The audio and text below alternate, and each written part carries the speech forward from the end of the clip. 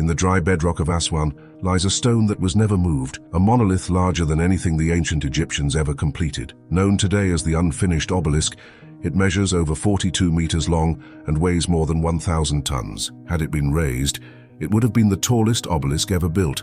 But something went wrong. A crack appeared. The project was abandoned, and with it, a glimpse into techniques we still don't fully understand. How did a civilization with copper tools carve so precisely into unforgiving granite? How did they plan to transport stones weighing hundreds of tons across the desert and down the Nile? Why do tool marks in some quarries look impossibly modern? And why have so many of their quarrying methods left no clear record? This is a story not just of stone but of silence, one held tightly for over 4,000 years. We begin where the chisel stopped and the questions began. Before a pyramid pierced the sky or a temple echoed with hymns, there was the quarry. Every monumental dream of the pharaohs began not with gold or hieroglyphs, but with stone, endlessly extracted, shaped and hauled across a harsh land. The Egyptian landscape is both a challenge and a gift. Its desert cliffs and Nile-bound escarpments offered vast deposits of limestone, sandstone, granite, basalt and alabaster. Each stone served a different purpose, and each was quarried with distinct methods. Limestone, quarried mostly from Tura and Giza, formed the smooth casing of pyramids and the walls of mastabas. Sandstone, drawn from quarries like Gebel el-Silsila, dominated the temples of Upper Egypt during the New Kingdom. Granite, tough and unforgiving, came from Aswan, and was reserved for columns, obelisks, colossal statues and sarcophagi, the most sacred and enduring forms. Alabaster, soft and luminous, was carved into ritual vessels and decorative elements. Basalt, heavy and dark, paved floors and was often used for seated statues or offering tables. These stones were more than construction material. They embodied cosmic symbolism. White limestone evoked light and purity, suitable for tombs and pyramids. Red granite carried solar associations. Black basalt linked to the fertile underworld and rebirth. Quarrying was thus not just a technical task, but an act of cosmic alignment, extracting divine matter to shape divine architecture. The logistics were staggering. Quarry sites often sat hundreds of kilometers from construction sites. Blocks weighing dozens or even hundreds of tons had to be moved across land and water, with no wheels, no iron, and only human and animal muscle. Yet the Egyptians developed an intricate system. Workers shaped blocks directly in the quarry, sometimes inscribing guidelines and sketches right into the stone faces. Sledges were then dragged over prepared roads of compacted earth or lubricated sand, pulled by teams of men whose effort was rhythmically coordinated. On the Nile, stones floated on massive wooden boats, some 25 meters long, timed to the river's annual flood for easier access to inland sites. But the real marvel wasn't the tools or the transport, it was the organization. Egyptian quarrying wasn't random. It was state-directed, systematized, and supported by bureaucratic planning on a scale no other Bronze Age culture matched. Quarrying teams, composed of skilled artisans, scribes, water carriers, cooks and guards, worked in rotating shifts. At sites like Hatnub and Wadi Hammamat, archaeologists have uncovered entire workers' villages, complete with graffiti records and inscriptions that document deliveries, rations and royal orders. These are not whispers from slaves. They are signs of a coordinated workforce operating under the full authority of the state, with provisioning systems that ensured continuity for decades, sometimes centuries. Some sites, like Gebel el-Silsila, became almost sacred in their own right. Here, massive cliff faces reveal hundreds of extraction scars, inscriptions and half-finished projects. Temples were even built within or near quarries to honor local deities and sanctify the work. Quarrying was not just preparation. It was the first stage of consecration. Still, for all the traces they left behind, there is a silence too. For every Hatnub with its inscriptions, there are dozens of sites where the organization remains invisible. No records, no villages, no clear signs of logistics. The stone was removed, but how and by whom remains unknown. In these places, the quarry speaks only through scars and shadows. And that leads us to one of the most puzzling of all, the site where ambition outstripped possibility, the granite quarries of Aswan, home to the Unfinished Obelisk. For a civilization that shaped mountains, the Egyptians left behind surprisingly simple tools. Bronze Age metallurgy offered them no steel, no iron, only copper and later bronze. Yet somehow they managed to carve through some of the hardest stones on Earth. That's the paradox. The known toolkit. In softer limestone and sandstone quarries, tools were straightforward: copper chisels, dolerite pounders, wooden mallets and flint blades. These were adequate for carving detailed reliefs or shaping manageable blocks. Workers would score block outlines using chisels, then hammer in wooden wedges soaked in water. As the wedges expanded, they split the stone cleanly from the bedrock. The method was efficient and effective in Egypt's dry climate. But the story changes when we enter the granite fields of Aswan. Granite has a Mohs hardness of 6 to 7, far tougher than what copper can scratch. Yet the same tool set, dolerite pounders and copper chisels, were supposedly used here as well. Dolerite, an exceptionally hard, igneous rock, was wielded like a battering ram. Workers slammed it against the granite repeatedly to create trenches or detach blocks. At the quarry face, you can still see rows of round-bottomed pounding holes and troughs, evidence of the laborious, relentless effort.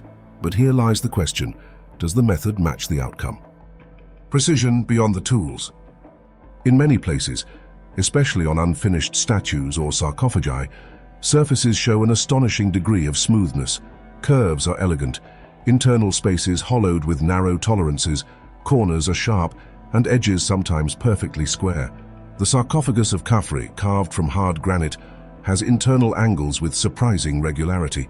Even modern engineers have admitted difficulty reproducing such work by hand in hard stone with Bronze Age tools. In some statues and temple pieces, drilled holes are found with nearly uniform diameters and surprising depth. Spiral striations suggest a rotary motion, a technique consistent with tubular drilling using sand and copper tubes. Experiments have replicated this, but only under very controlled conditions and with extreme time investments. If such techniques were used, then thousands of drills and countless hours would have been required for just one structure. More puzzling are long, continuous saw marks, particularly on basalt and granite. Some appear remarkably straight and consistent in depth. Egyptologists suggest they used copper saws with abrasive sand slurry, but no copper saws of sufficient size have ever been found. Only fragments and no clear visual documentation of these saws in action survive from the period. A question of speed and scale. The greatest challenge isn't that these methods couldn't work, it's whether they could be scaled to the massive output required. The temples of Karnak and Luxor used thousands of blocks. Obelisks were carved, moved and erected dozens of times during the New Kingdom. If copper and sand were enough, where are the piles of broken tools? Where are the worn-out drills? Or the massive saws that could cut a monolith? The volume of work suggests industrial-scale effort, but the evidence of mass production is strangely thin. Some scholars argue we underestimate their ingenuity, suggesting unknown abrasives, techniques lost to time, or even specialized alloys. Others propose that ancient craftsmen worked not faster but smarter, using natural fracture lines, pre-existing cracks, and patient planning.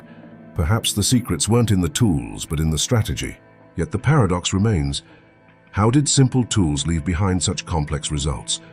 To see that paradox in its most dramatic form, we must return to Aswan. There, lying half-detached from the bedrock, is the Unfinished Obelisk, a silent monument to a task too great to finish, and to methods still not fully understood.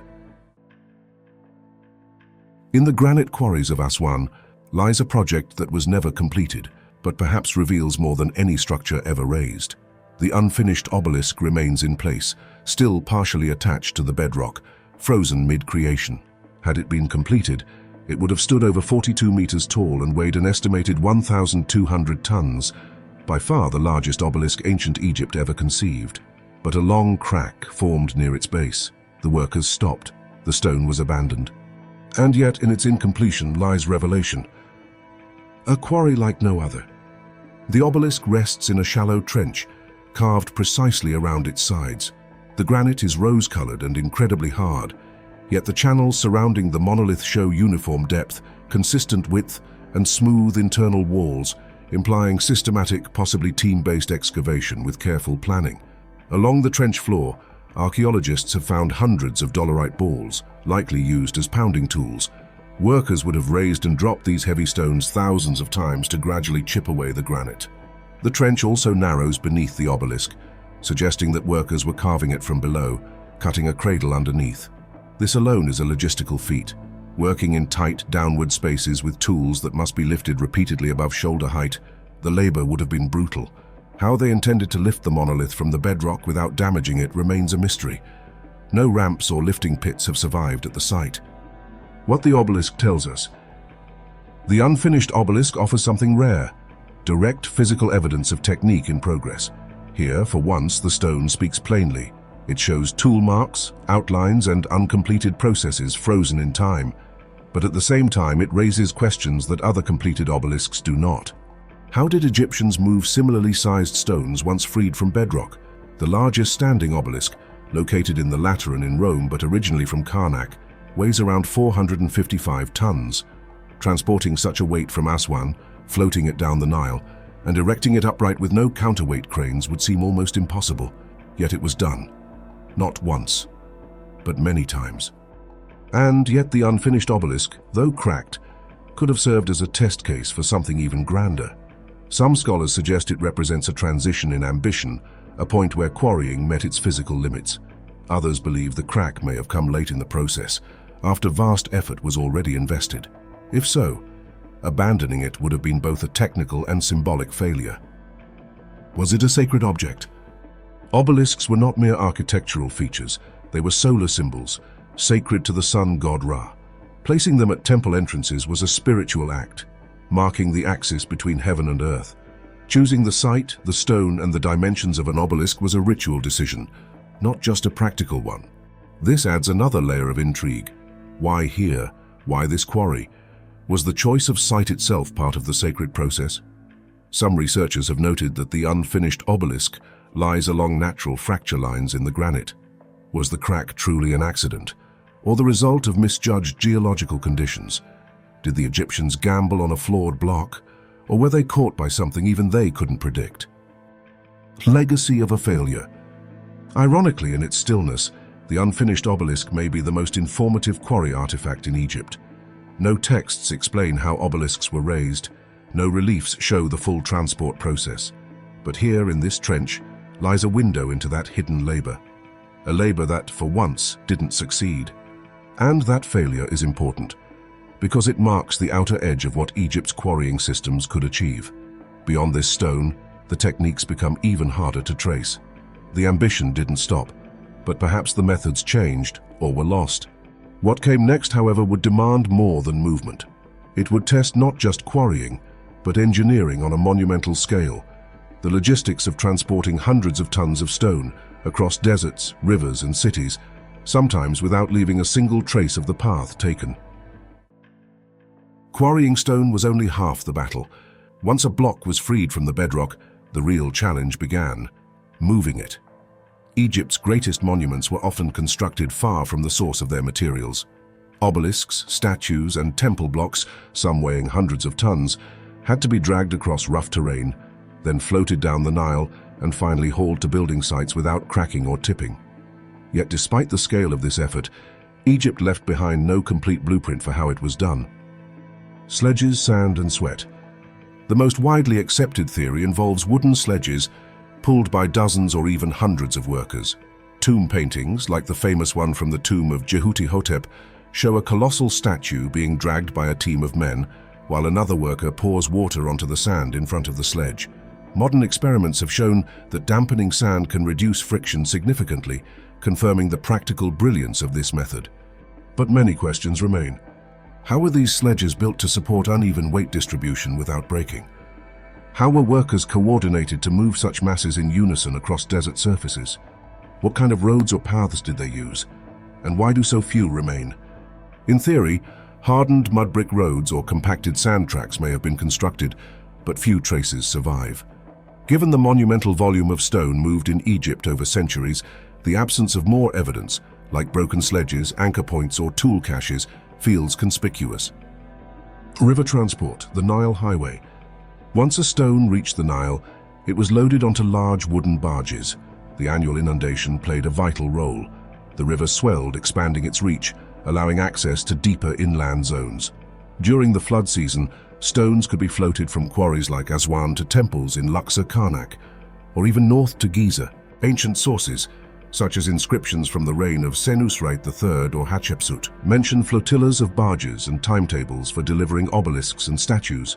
Some reconstructed models, suggest barges were up to 60 meters long, capable of bearing loads from 200 to 300 tons. These were likely double-hulled vessels, stabilized by towing boats, relying on the Nile's current and wind-sailed navigation. Yet no complete transport barge has been found. No dry docks, no full-scale blueprints. Only fragments of ancient boats, most notably the Khufu ship, buried near the Great Pyramid, give a sense of shipbuilding skill. But whether that ship was ceremonial or functional remains debated. Overland to the temple gates. Perhaps the most mysterious phase was the final overland leg, from riverbank to construction site. In places like Karnak and Luxor, the Nile lies several hundred meters from the temples.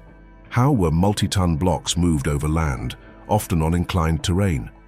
Some hypothesize ramps, log rollers, or even brick causeways, similar to those possibly used in pyramid construction. Yet again, no substantial ramp remains for temple stones or obelisks. In the case of the Lateran obelisk, originally from Karnak but now in Rome, the base shows no sign of attachment points for cranes, pulleys, or rigging systems. How it was raised remains speculative. One theory suggests that obelisks were tilted into deep pits, then stood upright as the pit was filled with sand, lowering the base while the top rose. But this remains an untested theory at scale, and no such installation pits have been definitively confirmed in the archaeological record. The silence of the infrastructure. What makes these transport feats so elusive is not just their difficulty, but their invisibility. Egypt was a culture of documentation. Temple walls were carved with rituals, victories, and records. But the logistical genius behind moving stone is almost never depicted. No detailed diagrams, no step-by-step narratives. What little we have are after-the-fact boasts. The obelisks were brought successfully, or the statue was delivered in record time. Why were such incredible efforts left undescribed? Was the process considered too mundane for commemoration? Or was the knowledge so well known to Egyptian builders that writing it down was unnecessary? Perhaps the techniques themselves were kept secret within priestly or royal engineering circles, a kind of sacred knowledge, passed orally and guarded closely. Whatever the case, the transport of massive stone blocks remains one of the most underdocumented triumphs of ancient Egyptian civilization.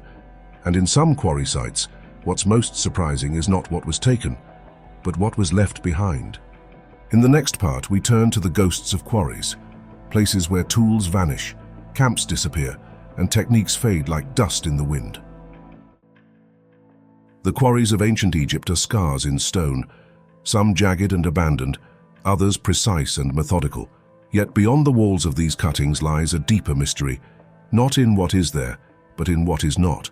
In several quarry sites scattered along the Nile Valley and Eastern Desert, archaeologists have uncovered the unmistakable signs of intense stone extraction, but little to no evidence of the people who did it. No workshops, no workers' villages, no broken tools, just emptiness. This absence has become one of the strangest puzzles in Egyptian archaeology. The sites that speak. At locations like Hatnub, Wadi Hammamat and Gebel el-Silsila, evidence of quarrying infrastructure still survives. These sites are well documented, with workers' shelters, pottery shards, ostraka, stone flakes used for writing, administrative graffiti, and even names of foremen and crews. At Hatnub, inscriptions describe the delivery of massive alabaster blocks under the orders of kings like Amenhotep III and Akhenaten. At Gebel el-Silsila, sandstone was carved from cliffs for centuries, and steely etched into the rock show the dates, rulers, and rituals connected to the quarrying. These sites give us rare glimpses into the human side of extraction. Food preparation areas, sleeping quarters, paths marked by donkeys, and accounts of provisions, bread, beer, water.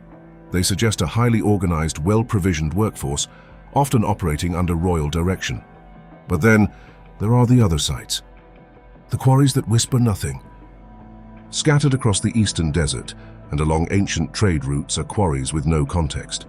Massive blocks were cut and removed, walls were chiseled back in stepped recessions, faces were leveled with apparent precision. And yet when archaeologists survey the surroundings, they find no tools, no rubbish, no settlements, not even fireplaces or middens. Why? One explanation is erosion and looting. Tools of wood and copper may have simply decayed. Camps built of perishable materials could have blown away with the desert winds. Later generations may have scavenged whatever was left. Yet some of these quarries remain almost too clean, sterile in their silence. No dolerite pounders scattered in the dust, no broken sledges, not even discarded chisel fragments. This raises a provocative question. Were these truly long-term quarries, or were they used only once with near-clinical efficiency? Some scholars propose that mobile quarrying teams, highly skilled and state-organized, moved from site to site in coordinated missions.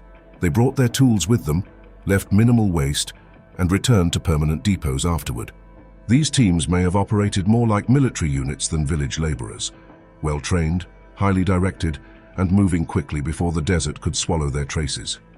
Others suggest something stranger, lost methods of quarrying that required fewer tools, or different ones altogether. Could there have been techniques that minimized tool wear? Was there a reliance on natural fractures or chemical weathering to loosen blocks more cleanly than we imagine? Or did specialized knowledge, such as acoustic monitoring of stress fractures in stone, guide workers in ways we no longer understand? Where are the training grounds? Another mystery is the lack of training sites. Egyptian art and texts document apprenticeships in scribal, artisan, and priestly professions. But where were stonecutters trained? You don't learn to quarry granite by trial and error. Yet there are no known quarry schools, no reliefs showing lessons in dolerite pounding or precision chiseling. This suggests a closed system of knowledge, passed from master to apprentice within select guilds or families. Over time, these techniques may have faded, not through disaster, but through simple disuse and cultural shift. By the Greco-Roman period, the Egyptian temple building tradition had slowed. Granite use declined. The old methods, once preserved through royal demand, may have simply slipped away. Yet the evidence left behind is often more advanced than later reproductions. That inconsistency, where earlier works seem more precise than later ones, challenges the usual view of progress. It hints at a peak of quarrying skill, followed by a long, quiet forgetting. And so the question remains, did the Egyptians lose something we've yet to rediscover? In the next and final core section, we turn to the theories, both academic and speculative, that seek to explain the unexplainable. We'll examine the edges of orthodoxy and the rise of alternative ideas, not to endorse them, but to understand why Egypt's quarries continue to inspire controversy, awe, and doubt. Ancient Egyptian quarrying is one of the most impressive industrial feats of the ancient world. It was immense in scale, relentless in pace, and deeply interwoven with religion, politics, and monumentality. And yet, despite the volume of material moved and the endurance of the monuments left behind, some aspects remain conspicuously undocumented or physically elusive. In these gaps, alternative theories take root. The missing scenes. What stirs speculation isn't just what we don't understand, it's what the Egyptians chose not to record. They depicted harvests, battles, religious ceremonies, and even the baking of bread. But how they transported 1,000-ton stones, how they raised obelisks, how they split granite with such precision, these are almost entirely absent from temple walls and papyri. Why? Mainstream Egyptologists offer practical explanations. Perhaps such acts were considered too ordinary to record. Perhaps the techniques were passed orally, or perhaps they were so ritualized that they became restricted knowledge, never meant for public depiction. But others find the silence suspicious, suggesting a deliberate concealment of lost or forbidden knowledge. Theories of lost technology. The idea that the ancient Egyptians possessed technology now lost to time is one of the most persistent themes in fringe archaeology. These theories range from the plausible to the wildly imaginative. Advanced abrasives. Some propose that the Egyptians may have used harder abrasives than previously assumed, possibly emery, corundum, or even diamond dust. Though speculative, this theory doesn't require fantasy, only the existence of mining knowledge and controlled trade routes. However, there is no clear evidence for these abrasives being used systematically. Sonic or vibration-based cutting. More extreme theories suggest the use of sound-based tools or vibration methods to cut or move stone. Proponents point to legends and supposed acoustic anomalies in Egyptian temples. No archaeological evidence supports such technology, but the clean lines of certain cuts, especially in granite, are cited as circumstantial support. Lost metallurgy. The notion that Egyptians had access to unknown alloys, harder than copper but now degraded or vanished, is another recurring theory. Some suggest tools made of meteoric iron or early forms of steel existed far earlier than we believe. Again, these ideas lack physical artifacts to support them. Extraterrestrial intervention. The most sensational claim is that Egyptian quarrying was aided by non-human intelligence, be it aliens, lost Atlanteans, or survivors of a forgotten global civilization. These ideas are built less on evidence and more on emotional awe. The monuments are so large, so precise, and so enduring that they seem impossible for humans of the time. Why these theories persist? Mainstream archaeologists often dismiss such ideas outright, but doing so can overlook the emotional pull of mystery. The more polished and immense a monument, the harder it becomes to imagine it emerging from hammer and sweat alone. When the physical remains don't match the assumed limits of ancient tools, especially when gaps in the record persist, people fill those gaps with imagination. What's often missed in this debate is that the true history is already extraordinary. That Bronze Age engineers, with nothing but stone, copper, and rope, could carve, move, and raise hundreds of thousands of tons of stone with such coordination and precision is nothing short of astonishing. Their success didn't require alien help, only vision, organization, and centuries of practice. But the lack of preserved methods, the unrecorded logistics, the vanishing tools, the unfinished experiments like the Aswan obelisk, mean that even the most serious scholar must occasionally say, "We don't yet know how." And perhaps that's the most enduring mystery. Not that the Egyptians did the impossible, but that they made the impossible look inevitable and left us with monuments we still struggle to fully explain. They did not sign their names on the stones. They left no detailed manuals, no sketches of pulley systems or carved diagrams of ramp designs. But their work remains immense, elegant, silent. Every quarry wall, every abandoned slab, every unraised obelisk tells the story of a civilization that shaped the desert. Not with haste, but with mastery. Egyptian quarrying was more than labor. It was orchestration, a vision imposed on granite, guided by celestial purpose and executed through systems so refined that they now appear to us like mystery. The unfinished obelisk lies broken, yet it teaches. The tool marks speak, but not clearly. The temples stand, but the methods behind them remain elusive. We have traced the rise of Egypt's stone legacy from the living bedrock of Aswan and Tura to the towering monuments of Giza, Karnak, and Luxor. We've seen what was cut, what was carried, and what was left behind. And through it all, the same questions return. How much did they know, and how much have we lost? Perhaps that's what draws us to these quarries still. Not the stones that were moved, but the ones that never were. Not just the answers, but the quiet between them. If you found this journey through Egypt's hidden craft as fascinating as we did, don't let the story end here. Like this video, share it with others who love ancient mysteries, and subscribe to stay with us as we uncover more forgotten chapters carved into the past. The chisel may have stopped, but the story continues.